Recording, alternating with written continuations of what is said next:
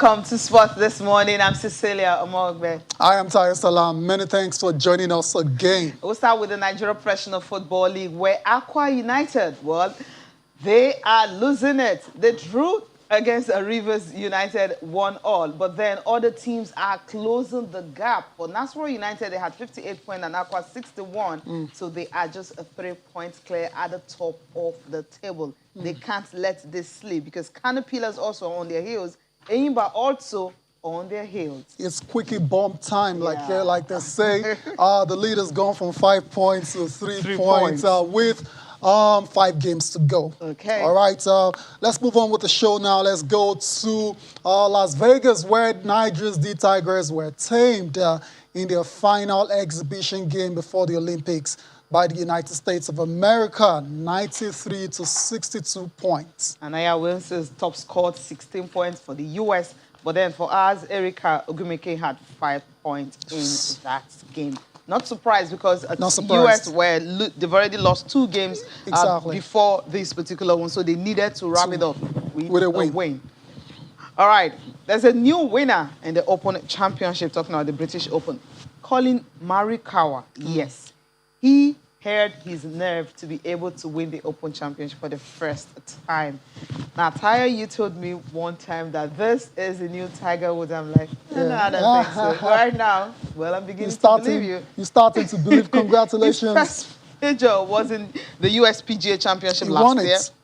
And now it's another major where he's making his debut again. He's winning it. As a matter of fact, the first person to do that since Curtis did it in 2003. There you go. So shout out to massive congratulations to Colin Morikawa, your British Open champion. That's why we're starting off the show from, Cecilia.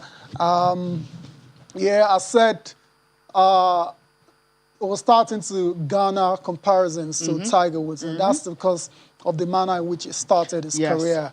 And if you had any doubts about his talents, I'm sure you start to remove every bit of the doubt from your mind after what he did yesterday at the British Open, where he went into the final round, 1 shot behind Louis Oosthuizen, who was leading day 1, day 2. And then going into final day, what happened? Yeah, what happened was Morikawa was simply unplayable on the day, holding off the challenges of Jordan Spieth eventually and John Ram for a 2-shot finish. The 24-year-old fired a bogey-free 66 to claim victory on 15 under par. For Spieth, he finished in second place on 66, while Louis Oosthuizen, the South African who won in 2010, suffered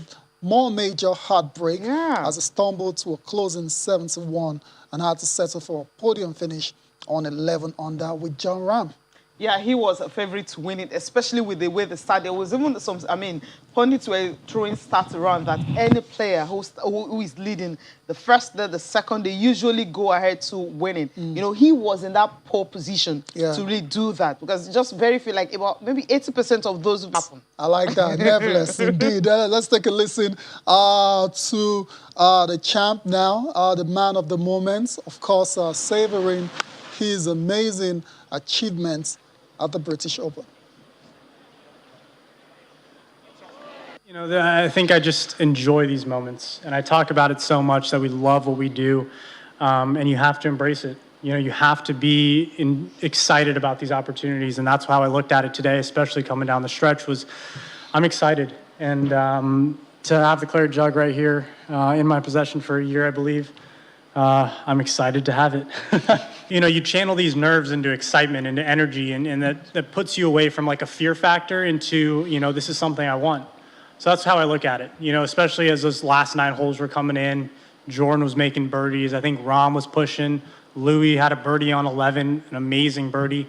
You know, you can't worry about the score. I had to worry about every shot. Can I execute every shot to the best of my ability? Some we did, some we didn't, and then you move on. Yes, it's all about moving on to greater things now for Collin Morikawa. Like we said, is still so young, 24 years old. Cecilia, there's still a lot of golf. 2 majors back-to-back. Ahead for this guy. And apart from his obvious talent, he's also has got Asian origin, just like Tiger as well, Woods, too. Yeah, like multi-racial. Yeah. Okay. So I get what you're saying. So, I mean, we'll have to take a cue from what Oosthuizen did, because you don't have to go to sleep after 3 nights. I mean, he went to sleep. I think that's just what happened. So okay. for Oosthuizen, Cecilia, I remember then growing up and this guy, South African, winning the major in 2010. Of course, I got to know him since then. I've been rooting for him ever since. Deal. Yeah, big deal on the PGA Tour. He's suffered so many heartbreaks in the major, so many tied for second and thirds, and I'm like, okay, when is he going to get the second one? And it was so close. So close this time around. It wasn't meant to be close, but no cigar for Louis Oosthuizen. That's it for golf now. Let's get on with the show, still staying in England. Okay, I mean, we're waiting for Lewis Hamilton in Silverstone. He delivered, but in a very tricky way. Controversial when you way. understand that you need to win, on your home court, you understand the circuits very well. You can maneuver your way and get your victory. That's exactly what he did. But then, whether right or wrong, what is important is he has cut the lead and he won again at Silverstone. That's what is important. That's the story we're taking away from this one. The 8th time he's winning on this circuit. So he has mastered here. So he knew when to turn. He knew when to overtake. He knows everything. And that's why Max Verstappen wasn't really happy and said, look, this guy, he's disrespectful. What sportsmanship? That's it right there. Terrible, scary clash or crash involving Lewis Hamilton and Max Verstappen, the leader of the championship. And happened on the very first lap. There you go again. Obviously, Max coming off worse from that accident. The race was red flags, and eventually, when they returned, Hamilton was found to be guilty pretty much and was given a time penalty, 10-second penalty. But of course, it's Hamilton. That's nothing to him. Fought back brilliantly and overtook. Right there, Charles Leclerc late on in the game to win this particular race, of course, to the delight of all the British fans at Silverstone. For the 8th time, he's won this competition now, and more importantly, he's now cut the lead from 33 to 8. Cecilia, he was looking like, of course, that's a celebration with the Union Jack flag, which Max finds a bit disrespectful.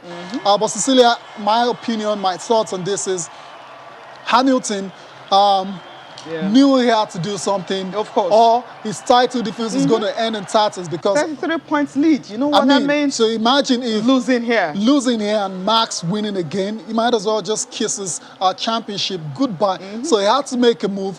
The move was desperate. It was reckless. It was dangerous, and it puts Max in a very difficult spot. As a matter of fact, he had to go to the hospital for checkups to make sure everything is okay, and we thank God for that.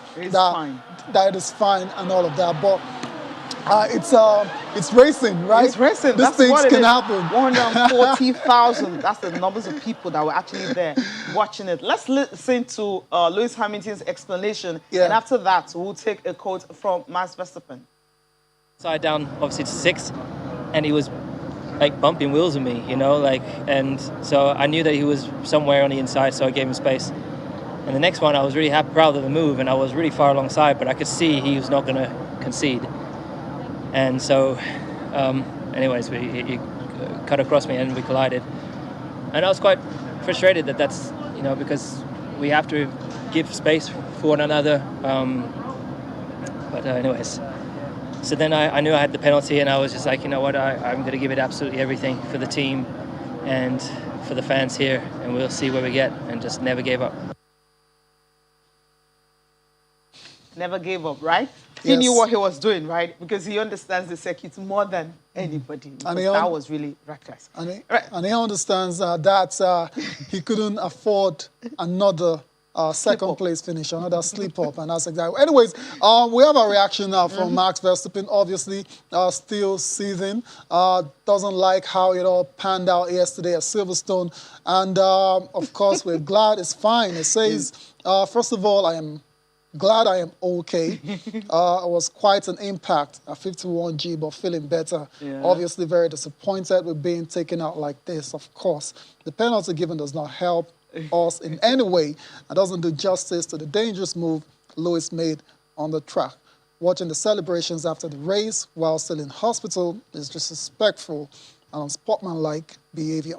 But we move on. Yeah, you have to move on and focus on the next race. Yes. Cecilia, this is the first flashpoint we're seeing between Hamilton and Max, and trust me, it's not going to be the last. Of course. I trust Max Verstappen. Yeah, watch out for him. Just watch out for this 23-year-old Dutchman. A lot is going to happen this season. A lot. Hamilton, I don't know how dirty he wants to play. But then Hamilton actually went on to say that, hey, what? I mean, he said, look, I mean, talking about it, that he thought that Max Verstappen was going to hold back. I didn't know it was going to come head-on. Come on, everybody wants to win. Come on, let's just go on. Let's leave Formula One and count down to Tokyo Olympic Games.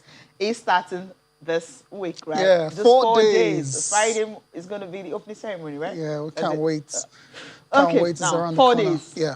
To Tokyo 2020 Olympic Games. And pretty much everyone is in Tokyo. Some just arriving this morning. Yes. Team Nigeria already in the Games village. And we have a report. Yeah, a report talking about Team Nigeria's arrival and the fact they have so many people rooting for these crop of athletes to do Nigeria proud. We won just one medal in Rio 2016, which was bronze medal football team event.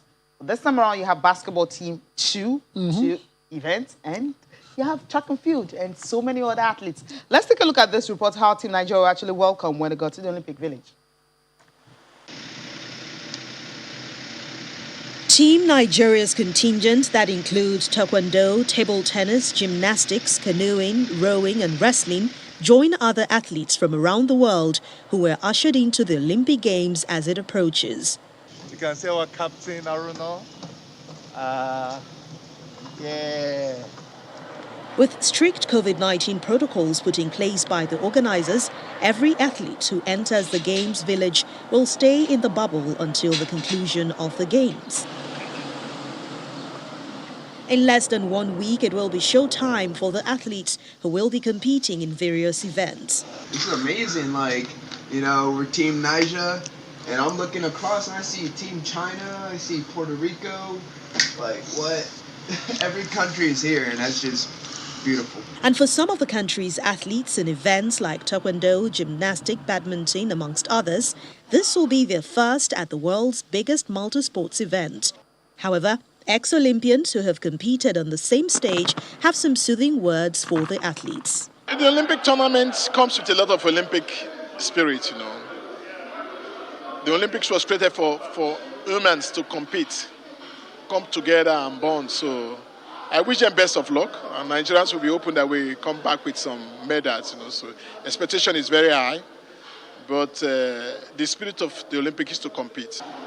As an athlete in the Olympic Games, I'll be able to see and experience the joy of victory and the agony of defeat.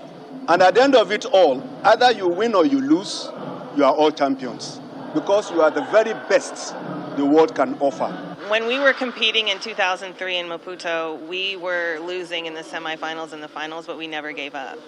And we did it against all odds. And so you really want to put everything you have into your sport and work your hardest and don't give up until it's over. And hopefully I wish everyone all the success and doing well at the Olympics this year.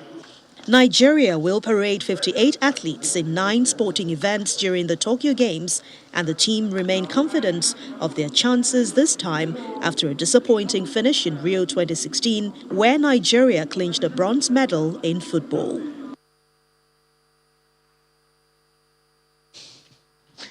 All right, we have Tayo. Why are you smiling? Yeah, I heard a few things in the background. Femi Adefeso is right here in the studio. When you see Femi, you know we are talking basketball. I mean, other sport, but basketball is just a big deal, right? Yeah, How you doing? Now, if you're not on the basketball I missed you on train, Friday. Yeah, I missed out too.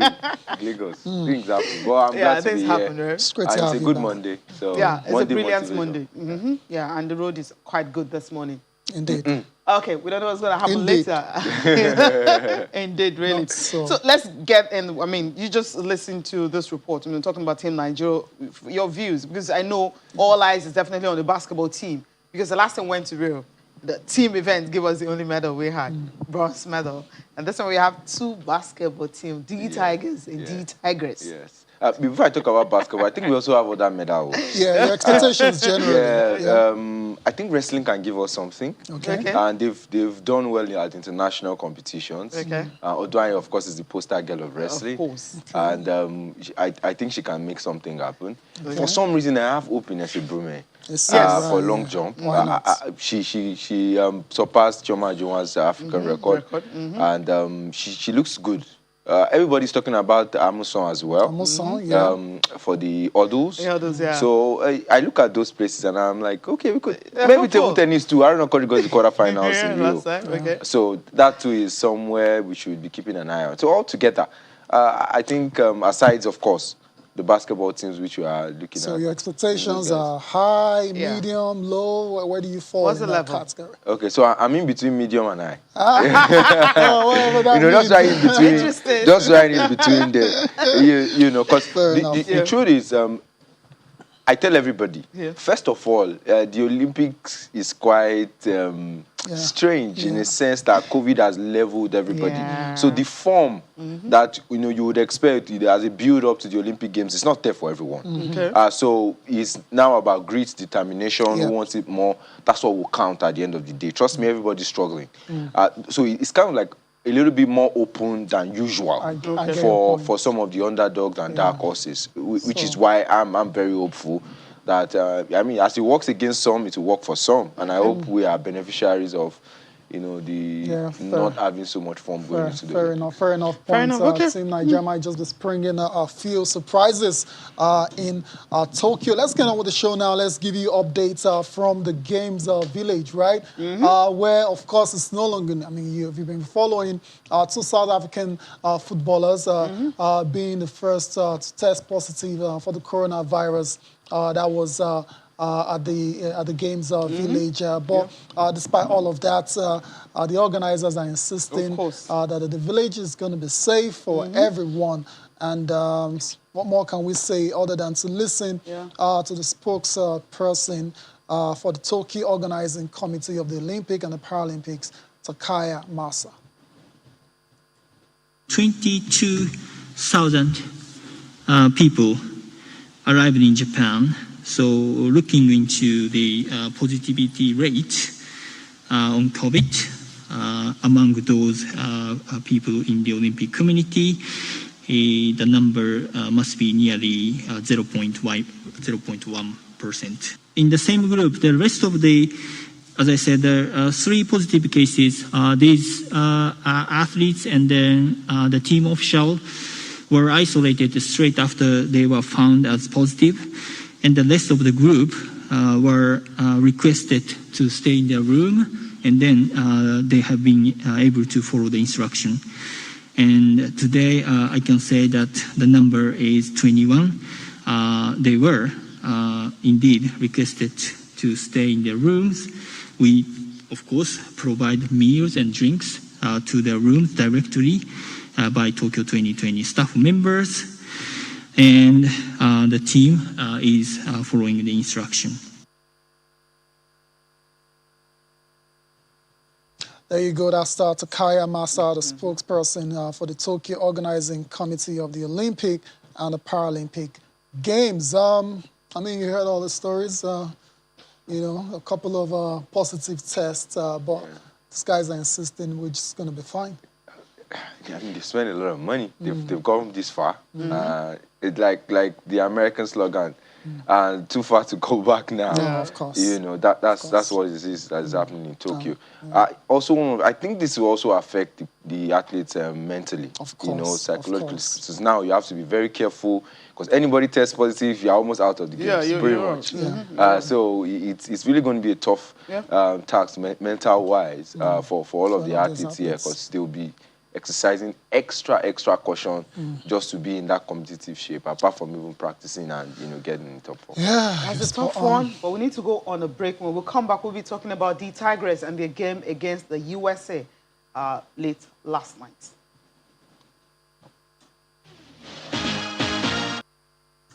Welcome back. Time to talk about the D-Tigers. Yes, their exhibition game, pre-Olympic exhibition tune-up game, ended in favor of the USA. They were beaten by as much as 31 points. Yeah, you heard that correctly. That's how it ended. Okay, for the D-Tigers, yes, you had all the big girls all playing, but then the issue of Nneka playing and not to play and Chinny is still there. But her sister, Erica, of course, that's the three sisters. I would have loved these girls, everybody suiting up for Team Nigeria. It would be like historic or something. But then 93-62, that's how it ended. USA needed to win this one because they've lost their two tune-up games before meeting Nigeria. So they were all fired up. Yeah, and they bullied us quite honestly. That's the word. What I told a friend. Yeah, the mismatch was very evident. Yeah. And I don't know if the ladies too decided to just play it cool. Really? Because I was looking at the stats and I was wondering. The highest point score was 9 points, which was Atonye Ngifa. We had Ife Ibekwe scored 8 points as well. And I think Ezinekalu with 6 points. But if you look at even the attempted shots, 5 points. 6 attempted shots, making 2 out of it. We averagely make attempting 6-7 shots. The highest attempt by any player was 8 shots by Atonye, and she made 4 out of 8 baskets. So that's pretty low in a very interesting basketball game like this. If you check the Americans, Eja Wilson, Brianna Stewart, they had double figures, 16, 18, 14 points. It was quite a huge margin for the girls. The way the Americans played, I think. Also, going into the Olympics, they know now everybody's eyes on them because they haven't lost the Olympic gold medal in a number of years now. So losing those preparatory games, they had to make a statement. Yeah. And they made a very emphatic statement against us last night. Especially when the race, the first quarter was like 24 lead. That was how they started. And if you check what they did against the Australia, they shot 2 for 18 from behind the arc. That's 3 points range against the Australia when they lost. Right. So I think they learned their lessons from that and decided to use Nigeria, to kind of rectify all the mistakes they made against the Australians. Let me also add very quickly that Coach Otiseguli also played the entire roster. So he gave everybody minutes. An opportunity. So he was, I don't think E2 was playing to win. Okay. Because this is the last tune-up game. So he was giving everybody an opportunity so he could test every player and then he can make up his mind on his final 12. The roster, even though there are some different lists are coming out at the final roster. Nothing official. Nothing official. At the moment. And Cecilia talked about the USA misfiring from long range in their loss against the Australians. This time around, they decided to take the ball inside. Yes. They absolutely pounded the Tigers. We were on the side, so it was a very good tactics. Mismatch. Everyone. Brittany, Eja Wilson, Tina Charles. Were actually going they were going in. And I think it's one of the reasons why the Federation is also very keen on having Nneka or Chinny in, because they have a little bit of size, 6'1", 6'2", they can help in that space. So we'll see how it goes. Quickly, Nigeria's roster still yet to be decided because of the ladies that we mentioned earlier, Nneka, Chinny, and Elizabeth Williams. Elizabeth Williams actually played. She played. She could play exhibition, but then she's not cleared. She's not going to the Olympics. I'm a little bit worried about even the situation. Because time is like really, really going. Because this Saturday we should know. Because yesterday was that Sunday. Exactly. And another thing is, remember, Nneka's case has gone to CAS. And so what the Federation is doing, from what I gathered, is they will be taking a gamble of putting her on the list because while she's in CAS, she's eligible to play. While the case is in CAS, she's eligible to play. But my worry is, what if they lose the case? Then she becomes ineligible, and if she's played games at the Olympic Games, then it could even affect her results. Because those results they cancel. Because exactly. Yeah. So it's I think they shouldn't gamble that. Right? Yeah, they won't gamble that. We are not desperate. Yeah. This team can still do well without. But this can be a going conversation, and finally they can clear Nneka to play for Nigeria. But however, we shouldn't put the entire team in jeopardy just because we want this to happen. Two players, right? Because even the same case with Elizabeth Williams also. Williams as well. So I think maybe they can just come up with the roster without those two ladies. Yeah, Chineye is good to go. Chineye, she's good. Except she's injured, right? Go. But I think she should be fit for the Olympics. So Chineye is good to go. So if we have Chineye joining the team, I think we should be fine. Yeah, I agree with that. Anyways, the Americans, they can enjoy their victory now because the second time out, the rematch is going to happen on July the 27th when both countries open the Olympics campaign against each other. Hopefully Nigeria can get the job done in that one. Let's go back to the guys quickly while we await the final roster as well. To a lot of lists being bandied around, but nothing official just yet. So we're going to keep waiting. Mike Brown, the coach of the team, 2009 NBA Coach of the Year, has coached the best players in the NBA, has been talking about the support he's gotten since being named as a Nigeria basketball coach. It's been a tremendous amount of support. I've had people reach out to me, obviously that don't know me. I've had a lot of past players reach out to me to give their support. Obviously in Nigeria, with me not being Nigeria, they initially kind of like, okay, well, we'll see if he can help us and if he's truly invested. And I think what helped me win a lot of people over in Nigeria is when the Golden State Warriors, who have been fantastic, they truly have been fantastic. And they've been one of my biggest supporters, but they allowed me to go to Kigali, Rwanda, and coach possibly one of the lowest FIBA tournaments out there in the first qualifier of the AfroBaskets. And I was there during the pandemic. And so I think when people saw that I was invested enough to go risk, my health and coach a team in Kigali, Rwanda during the pandemic in November 2020. And then on top of that, have the results that we had as a team. I think a lot of people that might have been questioning it initially felt that, okay, he's with us. He truly supports what we're trying to do. He's truly trying to help the team and uplift the country. And so I've had a lot of support there too. And that part has been extremely fun, meeting new people and finding out how much love there is for Nigeria and just in African country in general that's on a world stage. So good times for everybody that's part of Nigeria basketball. Yeah. Mike Brown looks like he's definitely enjoying his experience as being a part of the Nigeria basketball family. This guy apparently is coaching for free, in quotes. Can you imagine that? Not apparently, he is coaching for free. Yeah, okay. Yeah. Anyways, there's a reason why I put it in. But did you expect to be able to pay? Exactly. We can't afford him. He's a top-class coach. He's coaching the NBA. He's a former NBA coach of the year. Come on. And he coaches currently in the NBA. So if forget that. We can't afford him. We're going to get that kind of a coach. We can't. So just leave it. And the way basketball development, runs, exactly. And the way the basketball calendar runs, unfortunately, it doesn't favor national teams, international teams. Even the United States, I'm not saying they don't pay Greg Popovich, but they still have their jobs with their clubs. Coach Quay was with Duke They have their bread and butter. But thank God now they are opening up to the qualifiers, windows, friendlies and all of that. So now national teams can have more games and so more opportunities to raise finances and market and brand their teams and all of that. So it's gradually changing, but it's going to be a difficult call to get a quality coach, and pay him what he's due. Especially his caliber. Especially the caliber of the coach. And I remember when he was appointed, a lot of skeptics didn't understand. They just thought he wanted to go to the Olympics. He's really invested in the game, but it seems to be really invested. I think those skeptics don't even know who he is. That's why they were talking. Because if you know who he is, I mean, there's no doubt about this. We followed this guy. I mean, what he's done, Greg Popovich with San Antonio Spurs, with Steve Kerr, with Golden State Warriors. So when you look at his pedigree. No, I'm not even talking about pedigree or reputation. The skeptics then were just looking at the fact that, okay, you're going to appoint this NBA coach. Is he going to have time to really come and help the game develop? Is it going to go to AfroBasket?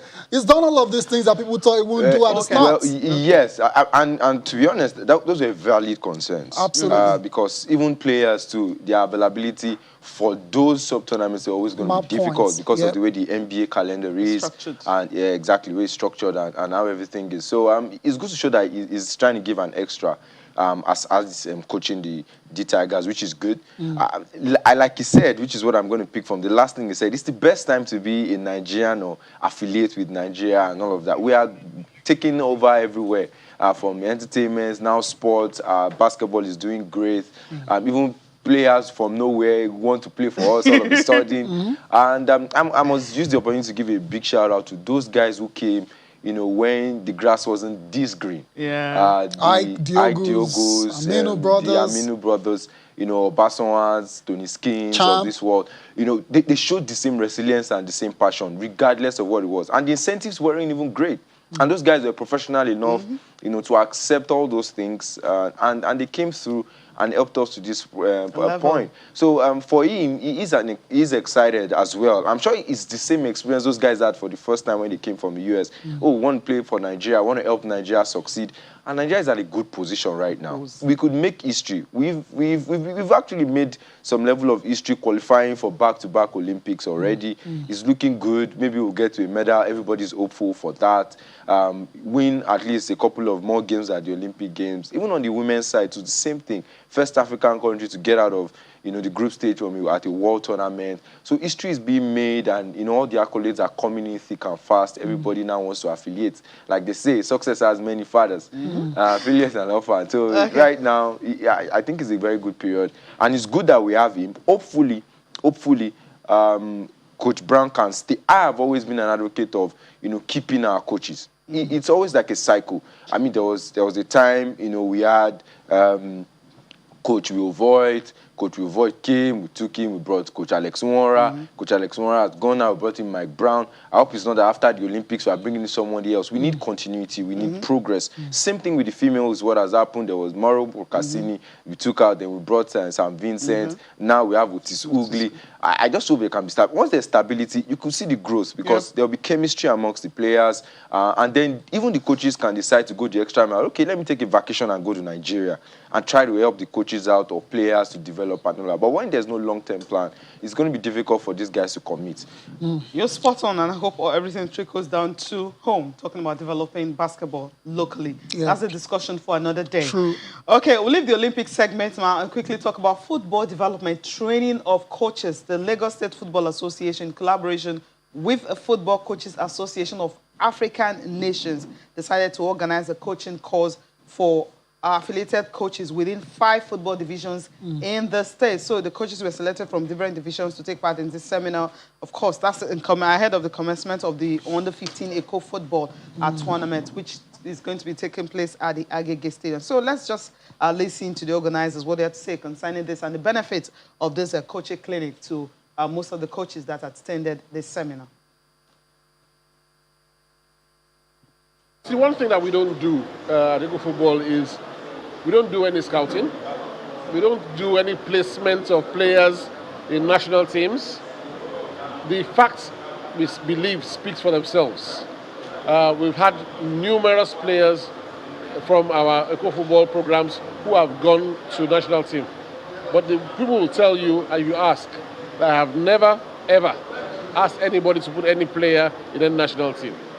They choose them because they see that they're good enough. We expose them, and talent speaks. And that's the way it rolls. There is a lacuna, between youth football and growing, on the 17. We have on the 13, we have on the 14. But between 15, 16, we're not there. So that's why you have this one. It's a bridge between this and the under 17. And once you can get it right here, at the under 17 level, they are matured. Lagos State is taking the lead, not only in Nigeria, but in Africa. One of the challenges we have with football development in Nigeria is the fact that emphasis are not paid in the direction of grassroots coaches. And when you look at football development, if these young players are not well tutored, if they are not well trained, it's like we are wasting our time. Because at the end, you look at all the big clubs we have in Nigeria, the national team, it is these young players that you're going to find on top in the end. And when they get to the Premier League and they cannot understand the basic of the game, then we must have done some dissatisfaction to training the coaches at the grassroots level. That's what is important, training the coaches at the grassroots level. Let's quickly go to Nigeria Professional Football League match day 33. And we'll be joined by two guests. One is in Ilori and the other one is in Uyo. Promise Etim will join us from Uyo in Akwa Ibom, and Yinka Owoleye will join us from Ilori. Good morning, guys. It's good to have you join us. Yeah, good morning. Well, I'm glad to be back to the program once again. All right, Yinka, it's great to have you join us. Of course, promise you were here on Friday and we talked about the game between Rivers United and Akwa United. That's really the biggest test going into the final round of games in Nigeria Professional Football League. Quickly, we'll take a look at the result. What happened in that game? It ended 1-1. And because of that, all the teams you mentioned on Friday are closing in on Akwa United. There you have the result. It ended 1-1. Enyimba and Jigawa Golden Stars. Enyimba needed to win this 2-1. Nasarawa and MFM 1-0. Kano Pillars and Takada 2-0. Warri Wolves and Kwara United. Warri Wolves won by a lone goal. Plateau United were 4-0 winners over FC Ifeanyi, maybe sweating from what happened in the Airtel Cup. They needed to score all the goals. Katsina and Lobby Stars ended in a draw. Wiki Tourists and Abia Warriors. Abia Warriors, they're in trouble right now. Wiki Tourists winning by a lone goal. Heartland beating Rangers 2-1, and the game between Adamawa and Sunshine Stars ended goalless. So quickly, Promise, the game between Akwa United and Rivers. Right now, Akwa United will have to be watching their back because that 5 point has been reduced to just 3. With a superior goals advantage. Well, I was privileged to see that game yesterday in Port Harcourt. I just got back to you this morning, but I must tell you it was a cracker of a fixture. I mean, that defensive error from Rivers United defender, Charles was just spot on and got the better of the Rivers United defense for that goal. But at the heels of that, fireworks came through from Rivers United. I mean, they tried everything they could do from that 53 minutes to try to see how they can draw level. Smashing effort by Bamba Bakari. I mean, was a brilliant goal from the Ivorian. Nobody saw that coming. Everyone were expecting a cross, but it just shot from an impossible angle and got the goalkeeper stunned for that equalizer for Rivers United. But ultimately, it was a beauty to behold yesterday in Port Harcourt, River State, where both sides drew. Akwa United, well, that deficit has been reduced to 3 points against 5 as at the previous match day. But the good thing for Akwa United, which I think may work for them, is the fact that they have a superior goals advantage of plus 21. Yep. And the team that's just 3 points adrift of them, that's Nasarawa United, and Kano Pillars have plus 13 and plus 11 respectively. So it means that even if the league goes down the wire to match the 37 and 38, the likes of Nasarawa United and Kano Pillars may need to score as many goals as possible to really close in on Akwa United. And I wonder how they can get maybe 5 to 6 goals per game going forward now to be able to beat that goals difference, of course, amassed by Akwa United FC. Interesting. Yinka, let me get your thoughts on this one. Akwa United, because right now everyone is favoring them to win the title because of what they've been able to build in the second half of the season. I think I'm not surprised with what Akwa United is doing right now. If you permit me to say, I would like to link them with the Liverpool of England. When the club came to England, they gave them a couple of ample of time to build a team. Club did, and the last 2 seasons now, you agree with me that has really paid off for Liverpool. And coming back to Akwa United, since Sapo Bassi joined the team. The man has been doing a very fantastic job as far as putting the players together. I was very close to one of their players from season back, and he told me that that club is one of the best in Nigeria, if not the best, because of the kind of welfare package for the players, the reward excellence at the club, and gradually the job that they have been doing for the past 4 years now, since 4 years as Probasi joined them, is beginning to pay off. And they have a coach in Kennedy Bugui who is a league winner some years back. So I think what is happening to Akwa United at the moment is a plan, some years back plan that is already paying off for them. And there's no doubt about the fact that they are the big contender for the title this season. I'm sure that going home to play their next game is going to be very comfortable. That place is a fortress for them already.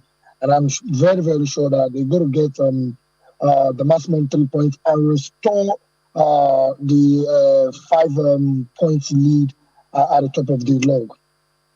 Interesting. We need to go on the break. So when we come back, we'll be talking about Plateau United and how they were able to beat Ifeanyi Uba 4-0.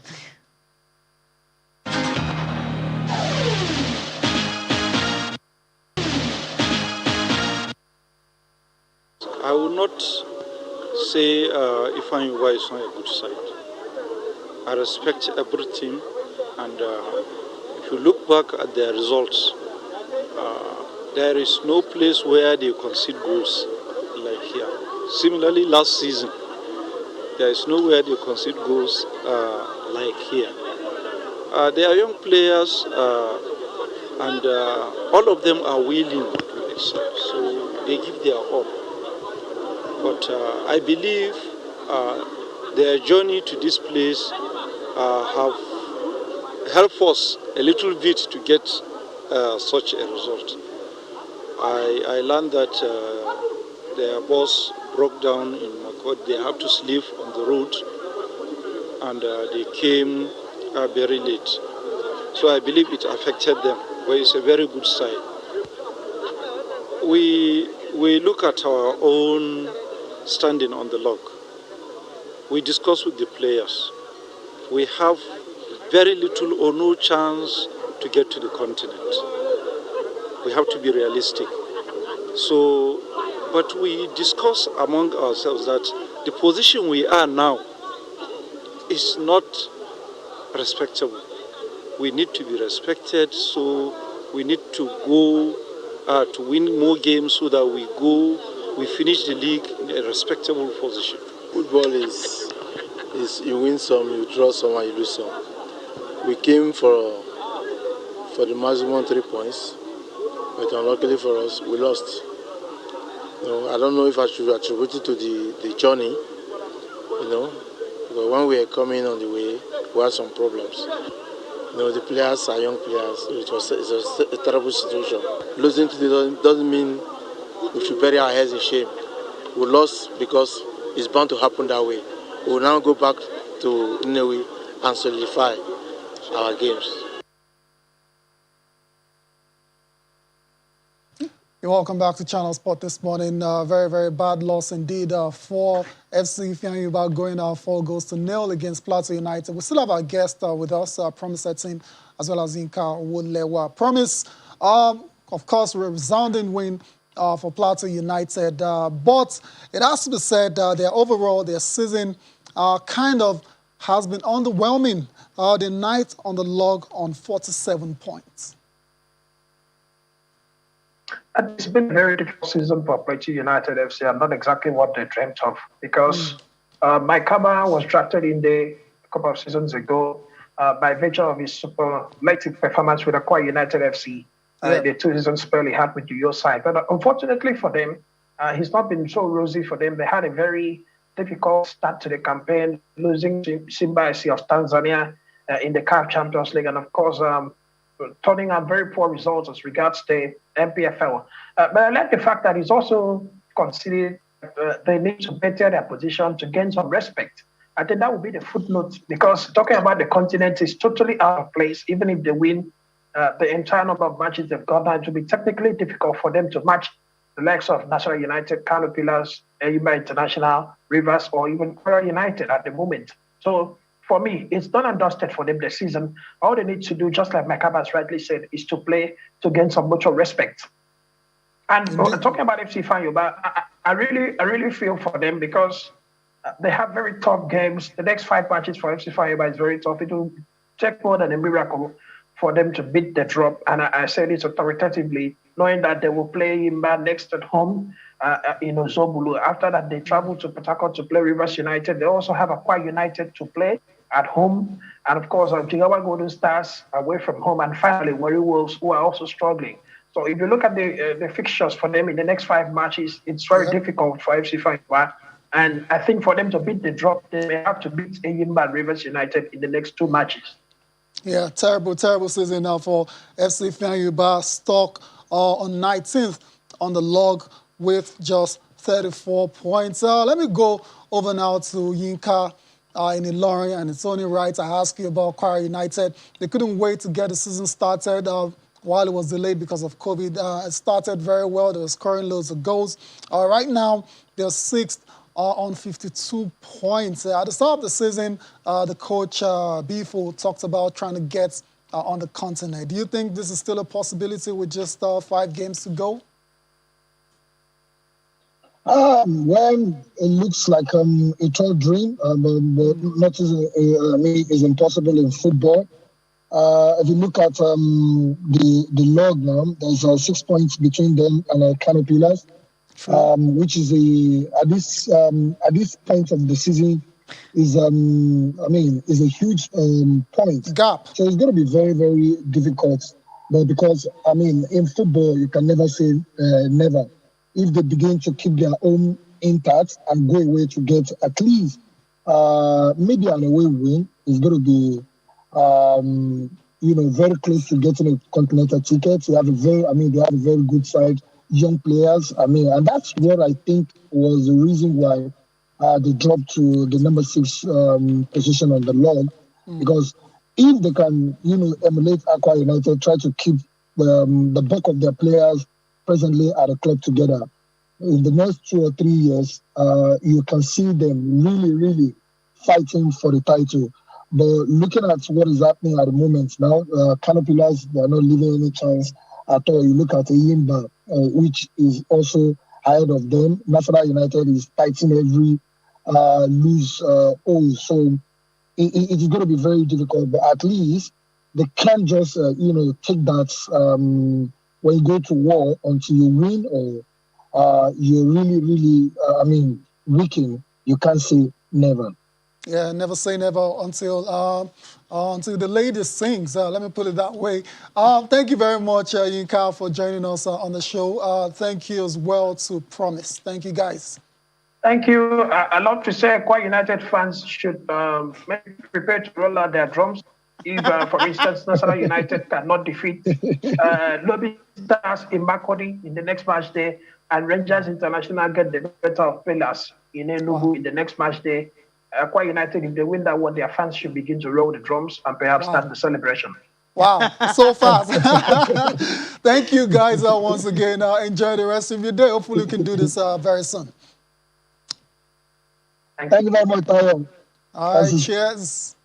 All right, that's our guest from Yo and Ilorin, Promise and Yinka Owolewa. All right, we're still talking football, but this time around, let's go to the Cup, to the ITL Women's Cup, where we have a finalist already. That's in the women's competition. It's Bayelsa United, or Bayelsa Queens. They're absolutely thrashing Rivers Angels by 5-0. Who saw that coming? Femi, 5-0 against Rivers United is a result you'd never expect. You couldn't have predicted that. Well, it's a derby too. Look at the South region you're both coming from. So but 5-0? It will be feisty. Maybe, I don't know. I'm not trying to make excuses for Rivers Angels. They played on Friday against Bright Future, and they won by 5-0. That was in Calabar, UJ Sweden Stadium. Then they traveled to lose 5-0 again. And it's the same Bayelsa they defeated during the season. I mean, 4-0 in the Super 8, and of course 1-0 during the regular season. That's 5-0 already. Yeah. So my point is, maybe they were tired, or I mean that sounds very valid. I think they were tired because they played in the rain. It rained all look at the when they played against the short time of travel and recovery. A lot of people play down on the fact that athletes, their bodies are the machines. And you need to all these things. You need to rest. You need to recuperate. Too many games in between will always definitely cause some trouble. Let's listen to the coaches, the men talking about it. One is happy, of course. The other one is definitely not happy. Nobody will expect that the result will get to this point. But plus the 5-0, I give kudos to the guys. They are prepared to go to represent Nigeria. I saw fighting spirit, even while they are down. If it were to be some things, they will not be able to play again. I saw fighting spirit. Even when they got the penalty, they were still playing. So the game is a first-class game, but the pitch was not too good for the girls to exhibit themselves, not too smooth. But plus that, the two sides played well. But we got our chances and we took them. As you can see, the fatigue tires on the girls so much. Played day after yesterday and today we are on the pitch. Travel on that long distance, the bad road, and today. And you can also see the kicking is too much on the pitch. So though it's a bad one, even though we lose the penalty. So it's a bad one for us. We pleaded for shifting of this match to Monday, and they refused. Others have played 1 week. Their match is on Monday. We that just played the day after yesterday. We played today, and we can as well see the effect on the players are so much. They cannot move even in the pitch.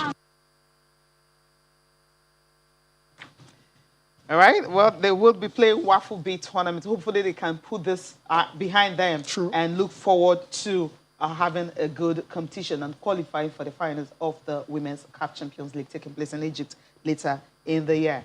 Time to take a look at the papers. We're running out of it.